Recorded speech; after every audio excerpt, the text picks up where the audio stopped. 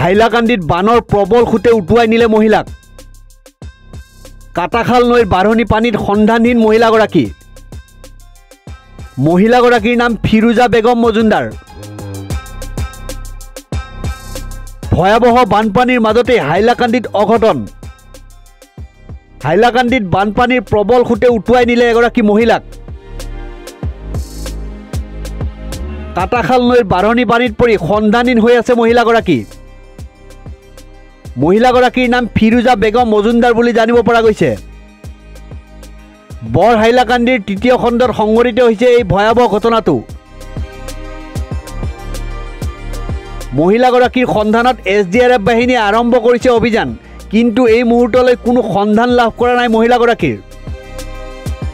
ভয়াবহ বানপানীৰ মাজতে হাইলাকান্দিত অঘটন। হাইলাকান্দিত বানপানীৰ প্ৰবল খুঁটে উটুৱাই নিলে এগৰাকী মহিলাক। কাটাখাল নৈৰ বাঢ়নি পানীত পৰি সন্ধানহীন হৈ আছে মহিলাগৰাকী। মহিলাগৰাকীৰ নাম ফিৰোজা বেগম মজুমদাৰ বুলি জানিব পৰা গৈছে। বৰ হাইলাকান্দিৰ তৃতীয় খণ্ডত সংঘটিত হৈছে এই ভয়াবহ ঘটনাটো। মহিলাগৰাকীৰ সন্ধানত SDRF বাহিনীয়ে আৰম্ভ কৰিছে অভিযান, কিন্তু এই মুহূৰ্তলৈ কোনো সন্ধান লাভ কৰা নাই মহিলাগৰাকীৰ।